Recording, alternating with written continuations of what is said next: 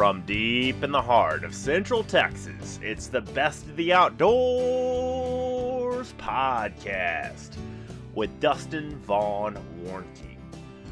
Brought to you by Grim Reaper Broadheads. Watch 'em drop. Gold Tip, the toughest arrow you'll ever shoot. Gilly Monster Outdoors and Vapor Trail Outdoors. World-class hunting and fishing products. Striper Express.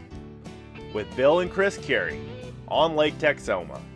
Vineyard Max Deer Products. And Warncke Enterprises, your full-stack digital and media production marketing agency with a specialty in the outdoors. Welcome back to our podcast, ladies and gentlemen. This is your humble hostess with the mostest that boasts the most roast, Dustin, Vaughn, Warncke, Best of the Outdoors podcast and the Empowered Life podcast, dustinspodcast.com. So I am so excited to sit in front of a man that is more excited about fishing and that throws an absolute fit of joy when a fish is caught. Do I call you Captain Mike? No, Captain. Just call me Michael. All right, you know, Michael, give me your first and last name so people can look you up too. Michael Scherer, program director of a group called Fishing's Future. And yes, we love to kiss those fish. It doesn't matter how big, how small. They can be microfish. We're going to kiss every fish. Why do we kiss fish? I have no clue, but here you go. We're going to kiss the fish I love today. It. That's great. And I'm telling you, one of the things that excited me about the first time I met you, you had just come out last year, first thing in the morning like you did today, kind of just shotgunned over here and started fishing, you know, teaching people how to cast a fly better, but also the fact that you've taught more people how to fish than maybe anybody in the world. Yeah, that's pretty crazy. You don't really look at your numbers. You don't really wake up and say, hey, I'm going to be doing this. It doesn't matter if it's 1, 2, 3. It doesn't matter if it's third grader, fourth grader, fifth grader. I don't care if you're 75. We're going to go find out how to catch a fish together. Love it. It's probably 40, 50,000 people alone from what I've been doing since probably back in 2007.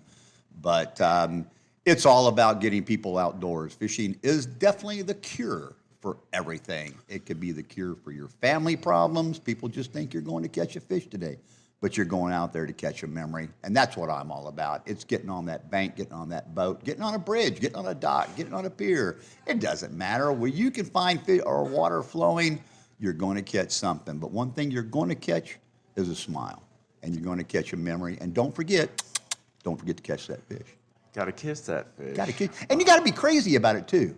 You know, I think the first thing when I walked in here last thing and I caught that first fish, it was still dark, and I'm sitting there screaming, going, "Ooh, yeah, woo-hoo!" I'm dancing around like a crazy man. I've never seen somebody, and that was me growing up. And as I've gotten older, I'm around professionals like we are here at the Hunt Fish Podcast Summit, and you know, nobody gets excited like, "Oh yeah, that's a nice." Like yesterday, Captain Marty caught a nice, you know, kind of an undersized, but still a good, nice, probably legal.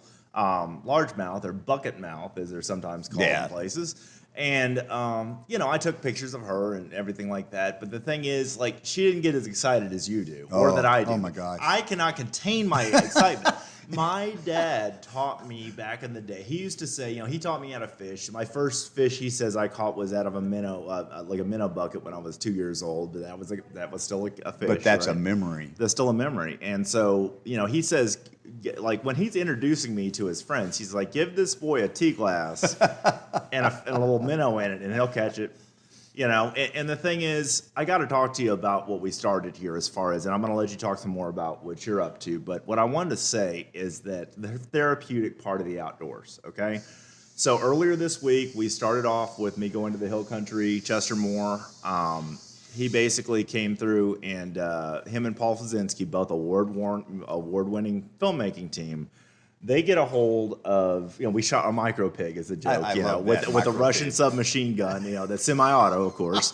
You know, and I said, Paul, there's 34 rounds left in there, man. Just do what you got to do. It's unlimited pigs on this place.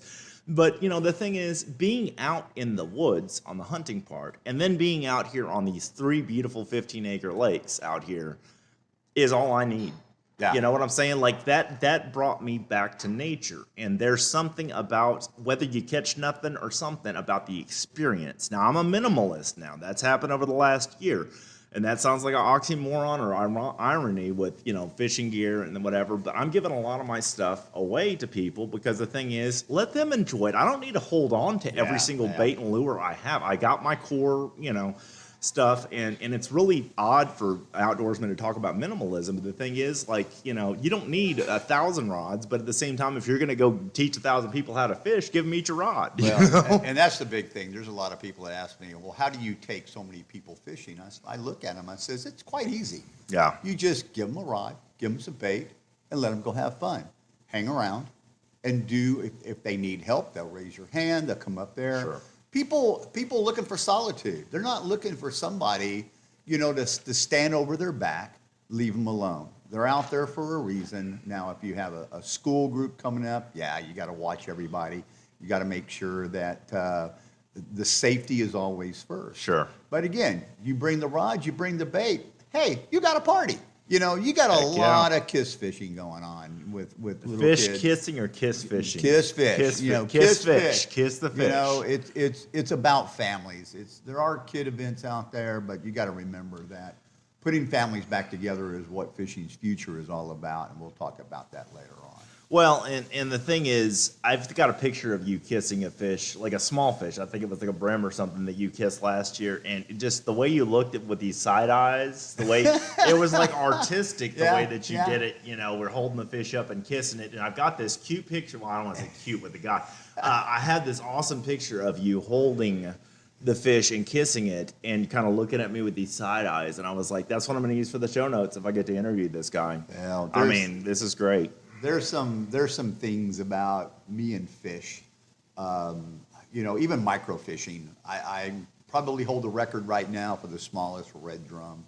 That fish was caught on a size 30 hook with an Orvis weight and a slice of tentacle of a squid tentacle. Like a micro slice. Now this redfish was less than an inch, and you have to be really careful when you're kissing small fish like that. You could swallow it because almost. it could be an hors d'oeuvre. Like you know, and it's a redfish. It's the state fish, saltwater fish. Well, you got to be careful too that you don't. I could have broken the law very quickly. Oh my gosh! If it went in your mouth or something on accident where you tried to kiss it, you know, I mean, you know, we kiss a lot of worms. We name our worms. We name our bait.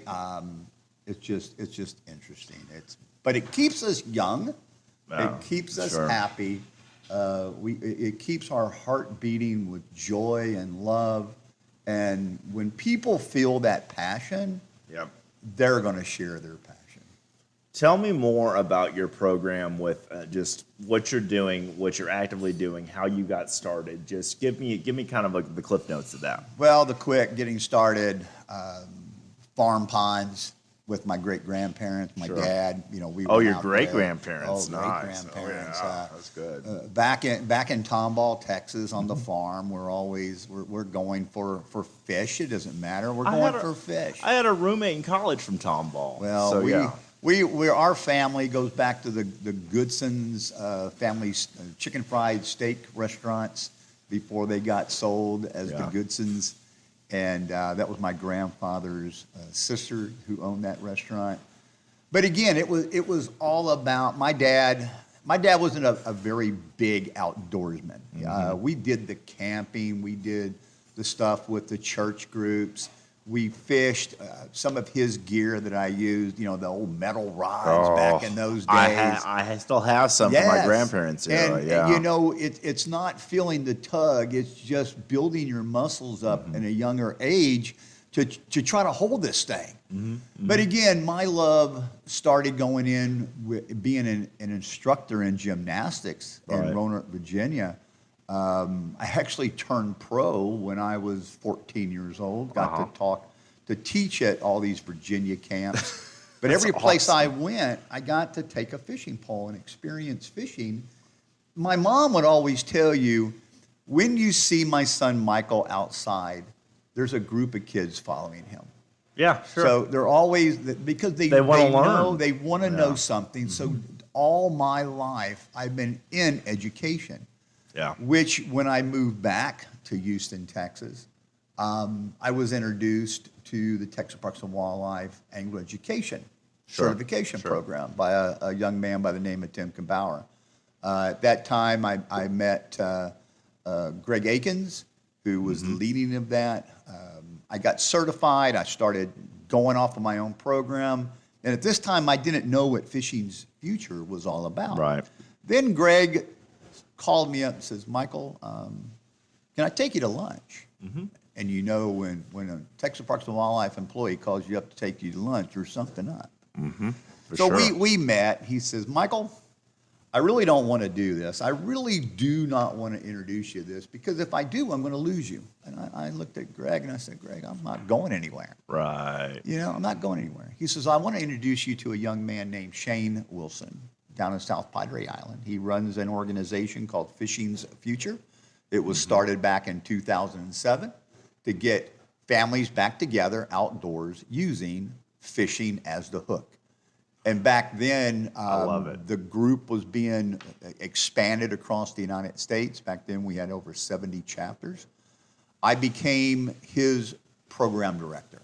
Yep. And we literally, in 2018, we introduced our 1 millionth participant, which Oh my was gosh. so exciting. Oh my gosh. So That's great. our board members, but again, everything that we do, either in schools, what we call family fish camps, which I can't talk about it yet, but we're getting ready to rebrand our family fish camps to something more exciting, and a lot of cool things coming up in June that we have to check out before we introduce it to us.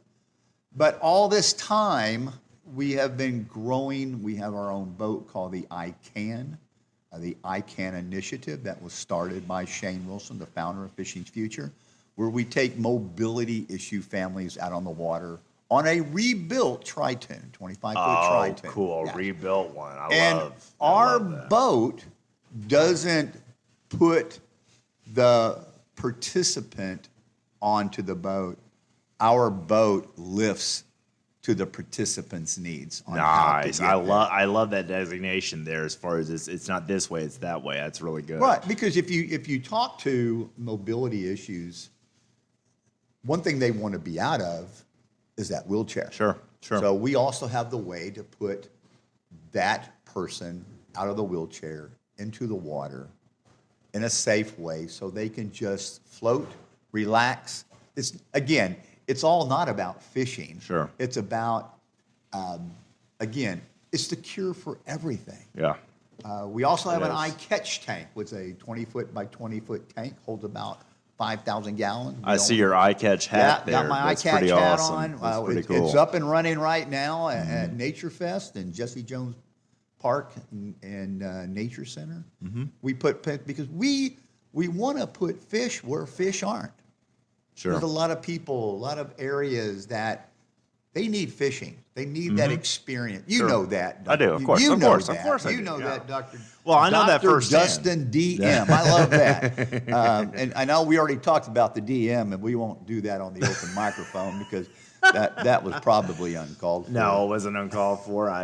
That's a doctorate of metaphysics. But yeah, I'm not afraid of. I'm a spiritual person, and I just want to say from the way that you, excitement is, contagious.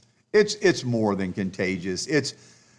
But you got to be careful about your passion because Sure. passion can be blinding. Right. I love to share. I love to give.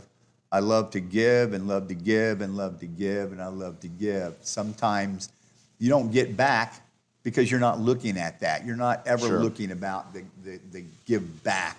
My greatest thing is to have a text message come in on a Sunday afternoon when a family texts me. It's not about I caught a fish, Right. but it's we caught a fish. Right, How right. how rewarding is that? No, that is. I mean, and the thing is, as we get older as outdoorsmen, and I think a lot of our listeners, our audience can relate to this. It's about giving back the lessons that you've learned. Oh, yes. And I always tell my son this whenever we're in the woods hunting or fishing. I said, because we go, one of our things is to do, and I haven't done one in a couple of years with him, but we go catch panfish a lot of times, just bluegill. Yes. Because that's how my dad taught me, and that's how I wanted to teach him, but with more intentionality about what it takes to be, an outdoorsman and how to catch the smallest ones. And we have just like you, we have the same thing with who catches the smallest is the winner and gets a shake on the way home, gets a milkshake on the way home. But the thing is, I was like, anybody catch the big ones. I heard that from his grandpa one time. Anybody can catch the big ones, but catching the small ones takes the skill. And that's what I love to teach and pass on. And I said, learn from my mistakes. Yep. And learn from your mistakes so you can teach your grandkids one day both. Well, you can stage it, and I did this with a group in Huntsville State Park. I actually set up on a pier how to catch a small fish, like a black stripe top minnow. Take that fish to the next area and catch a bluegill, okay? That's fun. I love doing stuff like that. And then, catch one and then go catch a bigger one. And then take that bluegill and now go catch something bigger. But again, it's all about the rules and regulations of what a game fish is. Of course, yeah. But panfish, and that's the thing. Everybody talks all about crappie, how great they are. I was like, bluegill are easier to catch, and now they have hybrids in some stock ponds and stuff that look like bigger than crappie are. Well, the copper like white bass slabs, man. Copper nose bluegill, they're incredible. And we work on putting fish when we do events. So we want to up the game. We don't want to make it easy for everybody. Because again, if they go somewhere where it's 100% stock and they're pulling fish out one after another, you're on a day at Walt Disney World. You are just having a great time on Day Lake in Florida. And then all of a sudden you go to another pond and it's a letdown because you're not catching things. And what we tell people is to be sure that you change your gear every time you go. If you're going for the big one, get it out there. But if you have children with you, bring some nets. That way you're catching something. You could catch a tadpole. And put it in there. Man, and just I want to talk again also about the therapy of the outdoors. So one of the things you probably don't know about me is, and my listeners know this well, over the last, 12 years, I've been affiliated with Crosswater Outfitters, which is a fishing ministry from Conroe. Normally, the Conroes are friends and family, friends and neighbors events, people that we invite because there's limited, capacity there. And then we do soldier events, okay? And we work with the Soldier Recovery Unit from Fort Hood, on Lake Belton. They have Ballora, which stands for Belton Lake Outdoor Recreation Area. It is, part military base owned, but that area is military owned. And you have to drive through part of the military training areas to get to it. But Ballora is well known for a lot of things, but they got a pavilion, they've got lodging and everything out there that people, can just come anytime and rent. But the whole thing is, being that it's government lodging, it's not the fanciest whatever, you've ever seen. It's never fancy when it comes to the government. But that's another podcast. It's cinder blocks. Exactly. So the pavilion and that kind of stuff, they've done a good job over the years. Again, I started with them really heavy about 2012, going to every event. I've been in and out of it here the last few years. But, the thing is, these men and their families, it used to just be soldiers when they started, but now it's the families, okay?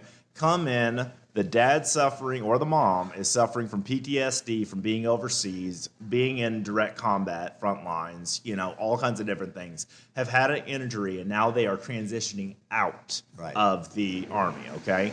So as they're making this transition, the thing that is so transformational, the beginning of the weekend, they show up, they leave a different person at the end of the weekend.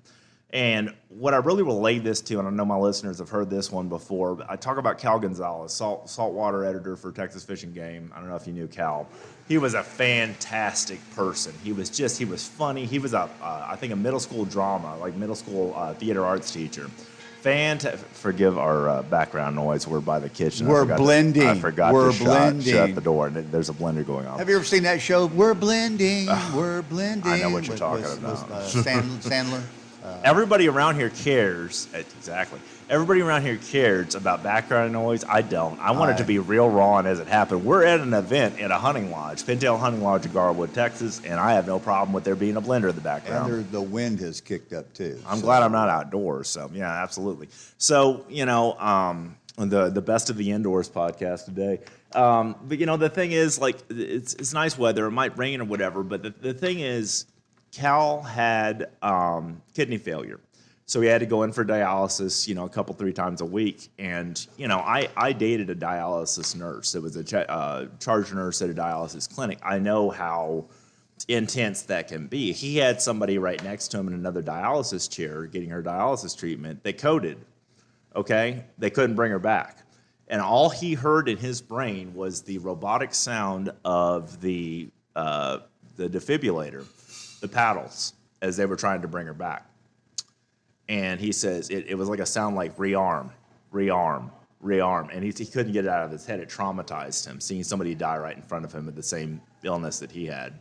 And so we eventually lost Cal. Chester wrote his last column, which he was instructed to do with Cal's final wishes. And Cal talked about one of the most therapeutic things he could do was just to get out in his boat. And, he lived down in the valley. So he would get out in his boat, South Coast, Texas, and that was a therapy. That let it all go. For me, the outdoors is where I've let a lot of my emotional trauma, and I forget about it. Sometimes we get caught up in everything. I don't fish as much as I used to. I don't hunt as much as I used to, but this week has been transformational. It's been a busy week. I've probably traveled 500 miles so far this week, but was it worth it? Yes. I mean, I feel better being in front of a microphone with outdoor people. There are nothing but high caliber people at this event. High frequency people is what I want to surround myself with. But going back to what you're talking about, but we can't forget about the other people behind those who served. Correct. The healing process is also with the families. Right. We were going to do something with the USO. Many years ago, we wrote a proposal to the USO to put a Fishing's Future chapter in every military base in the world. Yeah. We had the backing from a young man up in Dallas. We had the backing of the 43rd president. We had all of this backing, and it just wasn't meant to be. We wanted to put chapters in military bases that takes families fishing because it's the cure while they're waiting for loved ones. Right. We have military people that are within our organization with Fishing's Future. Some of them have just figured out the PTSD. They're going, wow, what's going on with me? So something's off. Something's off. And it's nice to know that when we take calls from our chapter members like this, we listen, we hush. We let them shut up and listen talk. and let them talk. Let them just go from there. And might not be able to fix the problems, but you know what? But You can take them into an environment that is going to heal them by God's outdoors. You know what I'm saying? I mean, that's what it's all about for me. Is just I can't fix everybody's problems. I'm not here to rescue anybody, but at the same time, I can at least show somebody how to fish or hunt or whatever to get them in the outdoors, to get them in the woods, and to get them surrounded by nature. Yep. And again, God kind of takes care of a lot of the therapy part. Nature itself is healing. That is where we came from. You know what I'm saying? Man, that blender's got that blender, man. That's got a lot around. Wasn't there a song? It was something. It was a kid's song where they actually, I think it was about broccoli. And then they said, hey, let's do a blender solo. And they just went off and... I've got to hear this song. Yeah, you got to look up for blender solo. But that's good. Everything about this is a cure. If it's military cure, if it's people cure, it's family cure. Right. Where we fish in Kenneth D. Welch Outdoor Learning Center with our Katy Anglers chapter. We had a young man, Josh and his wife, Heather.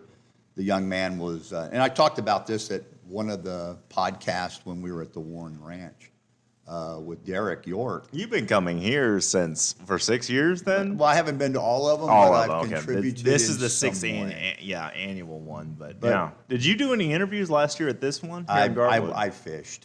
You just fished. I Poor fished. guy. But- you just did what you loved the most here at this event. You didn't stand in front of a microphone.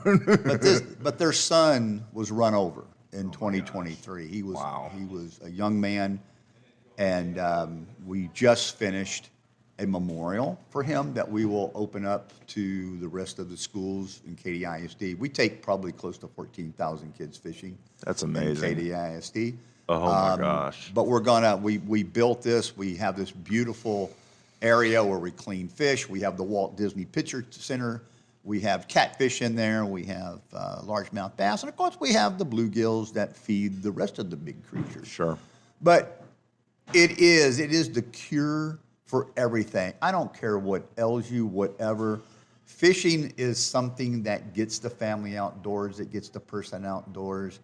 But it's also a place where they can become one with the water. If they just want to stare in the water, that to me is therapeutic. I identify so well with that because myself, getting into the outdoors, doing everything that I do, it's like it's a place to let go. Yes. Into the great wide open. And I can't explain that to anybody. It's a personal thing for everybody, the way everybody interprets God, and the way, where all that is I refer to God sometimes. But the fact that, where I was earlier this week at the Wonderful Life Ranch, guiding Hunter, Chester Moore and Paul Fazinski, it's a place to just let go. Well, I look out, there's this beautiful sunset, beautiful horizon at camp in front of me, directly in the picture in front of me. I'll try to put in the show notes too. You've got areas here where you can do, you can put all kinds of, they dig for arrowheads right there. Right. Because the Native Americans used to live right there. And it is so transformational to me that I'm on ground where the Native Americans would go hunt buffalo or whatever else was out there. It's part of the wild of the wild of the wild. And then I get out here and I was like, yes, I know they dug these ponds. These aren't stock ponds. These were built for fishing, for fly fishing and for, lure fishing or whatever.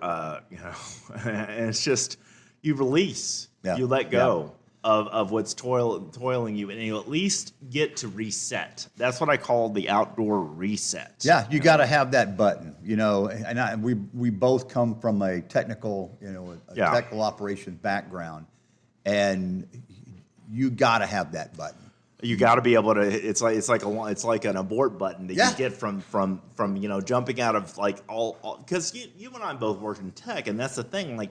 I was around with a webmaster, which I still am today. I built, hundreds of websites. But the thing is, 1997, the internet was still new. Now here we are recording a new media thing. Exactly. That will hit the airways of a podcast. And this, look how fast it happened. 25 years or more. And here we are in front of two microphones that will never see the radio waves, but we'll see, terrestrial radio, but we'll see somebody's listening ears. Well, and that's... I'm more of one that love to go out and present and do a lot of presentations and different. And I have my own way of presenting. I don't need to take my notes with me. I know the 4 things that I believe in fishing. Right. And the way that I do that is my number 1 rule is to learn to fish, is to learn the fish. Yeah. And we can talk about that in 14,000 different ways, but it's an opener because people want to say, Michael, how do you catch a fish? Well, it's very simple. Number 1, to learn to fish is to learn to fish. Learn how to catch that bluegill. Learn how to do that. Number 2 is only cast where the fish are. Sure. Don't cast where the fish aren't. Don't waste your time casting to the center. If there's no fish there, most fish are going to be caught your first time 2, 3, 4 feet in front of you. Yeah. Yep. Those fish are looking at you. If you're bank fishing, especially, Well, it doesn't matter if or you're a boat in or a boat. anything I've caught some of my biggest tarpon right there. They don't have to make a cast. I'm looking down going, hey, Derek, what's that fish right there? Look at the size of that thing. And everybody's casting this way, and then we're not casting this way. And then number 3, know before you go.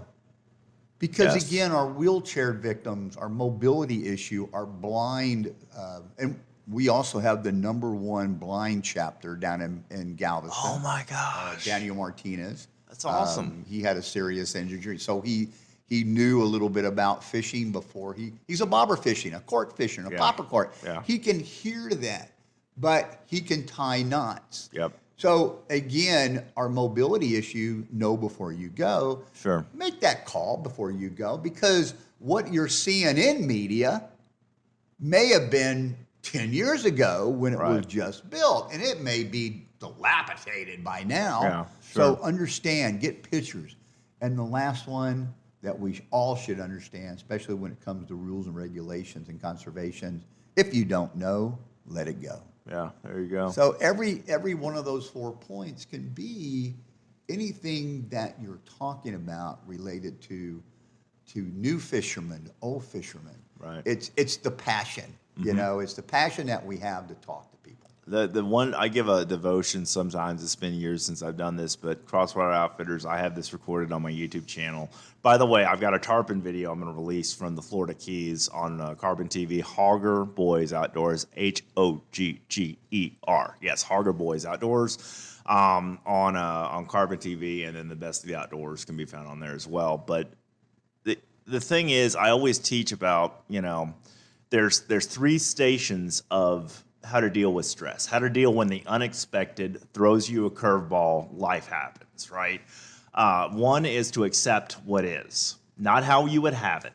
Kind of like the Serenity Prayer says, I accept life as it is, not as I would have it. Step number 2 is to harvest the best and forget the rest. I'll add to that, harvest the best, forget and forgive the rest. Fishing is very, very, you have to be adaptable. You got to be quick on your feet, especially if it's not just you.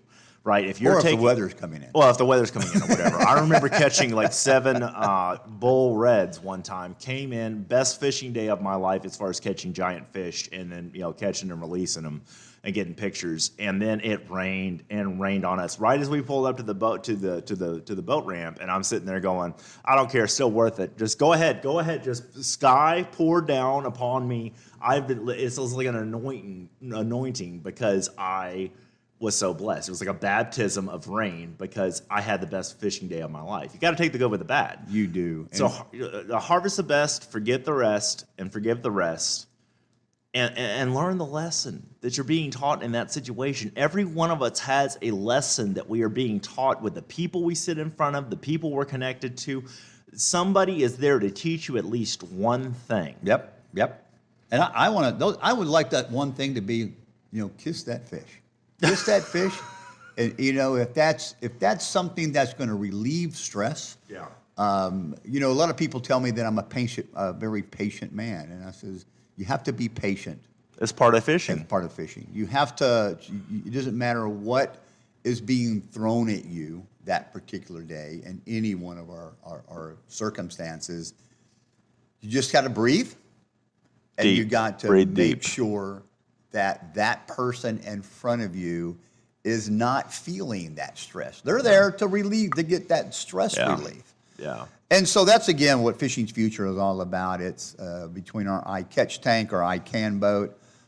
We just started an ambassador program for 15 to 17-year-olds. Oh, great. The older teenagers. Yeah. There was a young lady that was with Texas Parks and Wildlife that was doing some research about when people reporting in angler education, she was sharing that 18 to 39-year-olds, there's not a lot of volunteers in that area, to send out and to educate others. Right. They're worried about school, they're worried about life. They've got enough of those things. So we put together we just got the grant from Fish America Foundation, which is powered by the American Sports Fishing Association, R3, Recruit, Retain, Reactivate. And we were so excited. My wife and I, we locked ourselves in the office during Christmas, and my wife is a beautiful, Elizabeth Scherer is a great grant writer. I knew we were going to get this grant because my wife was there. Yeah. My family is so supporting of what I do, and you got to. For going out and spending times away, we don't really believe in anniversaries. We love each other every day. You've adapted to the schedule of the lifestyle. I've missed birthdays, but that grant is going to allow us between March 1st, which just started, to September 30th of 2026, and get these 15 to 17-year-olds certified as an adult. Nice. with our program, I with like Texas Parks and this. Wildlife, and that way now Sure. they can go out and they can do all kind of fun things, and but one of the fun things that we know that 15 to 17-year-olds love to do is they love to share their passion. Yeah. Because they have a story to tell too. That's right. That's right. And all of us have a story to tell. Every in fishing. one of us has a It's story to beautiful. tell. And that's the thing. Like listening to those things and learning, harvesting the best, forgetting the things that aren't as important to you, that Yep. aren't as meaningful to Yep. you. That's why the outdoors gives me so much meaning and purpose and significance. All the things that I talk about on the Empowered Life podcast, talk about, and I'm coming out with an audio series and all kinds of different things about living your best life. This is part of it for me. Yep, yep. Not everybody's going to hunt and fish, but just get out there and take a hike. Take a walk around the nearest community pond, in your park. Like I said, just get out in the outdoors. Put some sunscreen on if it's a high UVX index or whatever. If you're going out on a boat, bring plenty of water. Water. I get dehydrated easily, but bring the supplies. Come prepared. And just sit back and enjoy it. Well, and it's amazing how many people we talk with, even adults. We were at an event the other day where the adult was, oh my gosh, I forgot a rain jacket, I forgot this, and I all didn't this. pack And correctly. and they were with the Scouting Americas, and I'm going, well, just because it's not a Scouting Americas event or a Cub Scouting event, you need to listen to and check things. Know before you go. Yeah, before you go. And, That's one of your things. Yeah, I get that, man. That's great. But fishing's future is we're growing. We did just to circle back to there. In 2015, we had 18 states report in. We did over 35,000 participants during that year. That's amazing. Look, that number is crazy. Well, and we know our people. It's not a one and done type events. We do events, constant events. We work closely with the industry. We have a lot of great sponsors out there that want to help, and it's just a good thing. Yeah. It keeps me happy, keeps me fresh, keeps my family going. And then I guess I can talk real quick about what happened the other day on the phone call that I got. Yeah, tell me. Well, I took a phone call from Kelly Jordan, the chairman of the selection committee of the Texas Freshwater Fishing and Hall of Fame. And I'll be inducted into the Freshwater Fishing Hall of Fame on October 9th. In Athens, Texas, which, we both talk. It's not about us. We've talked about that all through this There session. is no Dustin. There is no Michael. There is no. There's no Dr. Dustin. Well, DM, and we're not going to go with the DM. You already did that. I know. I'm going to drive that DM. When we're done here, I'm going to keep talking about DM. No, I'm not. I won't do that. No, that's fine. But the thing is, it's just there is no I'm getting to the point now, like Buddhism teaches about there is no you, there is no I, there is all that is. We are connected in human consciousness together, and then human consciousness connects us to outdoor pursuits. And I again, if you don't hunt or fish, I want everybody listening to this, take this to the streets, okay? Say it loud for the people that are in the back, okay? Outdoors, anything, hunting, fishing, camping, even RVing, anything like that.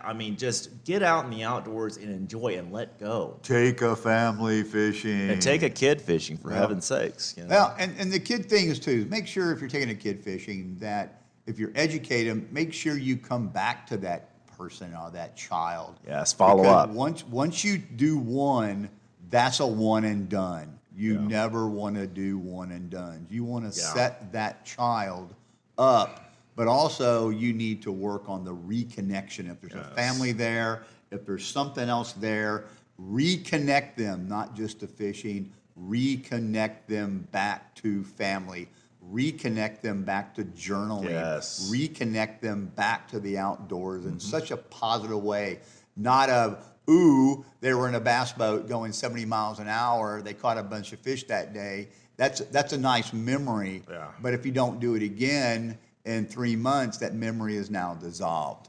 So you got to make sure that one time I went fishing, and the one time I went fishing, you don't want everybody to have a story like that. You want to follow up with them. You want to keep the passion alive in their heart so they don't forget. You want to get them, get them to these bodies of water. Introduce them to holes, reintroduce them to places where they can take a cane, Absolutely. they can take a stick, a string, a hook, a little bit of worms. Hey, don't forget, hot dogs are probably the best bait around. So It's great for catfish. You put them a little bit of strawberry Kool-Aid. It's actually best for bass, largemouth bass. I have heard this before. Yeah, largemouth bass, and I don't think it's. We talked about this in a lot of different places. I think it's the scent, And there was a good friend of mine that we were kind of joking about this. He goes, "There's nothing that is in a hot dog that's going to help a fish." And he also reminded me. He says, "Well, a lure with treble hooks is not nourishing for a fish either." Correct. Exactly. Mike, you prefer Mike or Michael? It's Michael. My Michael, mother gave me right. Michael. Michael, I'm talking all right. to a Mike, but I named Michael. All right, very good. And there's Mike Scooby, which I'm going to interview later today. Captain Stubby. Captain Stubby, and we call him Scooby because I'm pretty sure he's guided kids, and that's what they remember as Scooby. Well, that's probably how he they got the name. remember him through Sasquatch, and because he's got a lot of lure out there. Oh, what was that? Was that Sasquatch? He is. Yeah, that's maybe. I never asked him where it came from. We had so much fun. I almost couldn't keep my thoughts straight. I was straight. I was laughing so darn hard during his podcast that we recorded each other for each other's podcast with different microphones.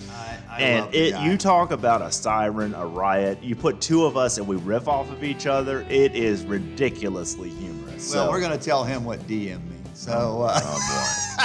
Keep coming back to you that. are in trouble now. Dr. Dustin. All right.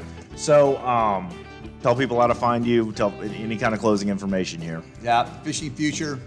We get people outside using fishing as the hook. You can find us at fishingsfuture.org on the web. You can find us on Facebook, Fishing's Future. You can find us on Instagram, Fishing's Future. You can find me under Michael Scherer. You'll know there's 17 of us out there, but I'm the good-looking one. So there we go. Yeah, I said that out loud. We're cooking with gas now, folks. But anyway, if you need anything directly from me, you can text me at 832-202-5221. We still answer the phone, and if we don't answer the phone or don't answer a text, we're probably got a fish on the other line. Yeah. So again, this is Michael Scherer, program director of a group called Fishing's Future and the founder of a group called Second Cast Solutions, where you can send your used gear to just like a fisherman. We can clean it up and get it back out there in the hands of people that really want to get cured. Anyway. Oh my goodness. Yeah, I know. That was a great outro You like right that? there. I was trying to figure out. I don't how need to it's put gonna anything in flow. the bumper of this podcast. The end bumper. I produced for 3 different shows. It's hard to get with my own sometimes, but this has been a great experience. Thank you, Michael. I appreciate I'm you. gonna probably take some fishing tips from you. I'm not the best lure fisherman. I'm old school artificial for catfish. I'm old school artificial, but I'm also old school live bait. Well- so worms or whatever else. But like I said, shiners. I'll never forget a Bassmaster thing. Just to close real quick, that watch a Bassmaster interview when they fished Conroe that one year. That was like 2017, 2018, whatever. And so one of the guys, the giant bass, that guy, whoever emceed the whole deal for the weigh-in, he asked this one guy, well, what are you throwing out there? And he says, oh, it's just some shiners. Just some minnows. Of course, they're not going to give you what bait they're throwing because they're not going to give it to their competition. But can't give away all your fishing secrets. That's where the industry is. That's where they make the money. I But know. don't forget, the best place to go fishing is in the water. Exactly. And I'll leave it at that. Thank you so much for joining me, Michael. I appreciate you. Thank you.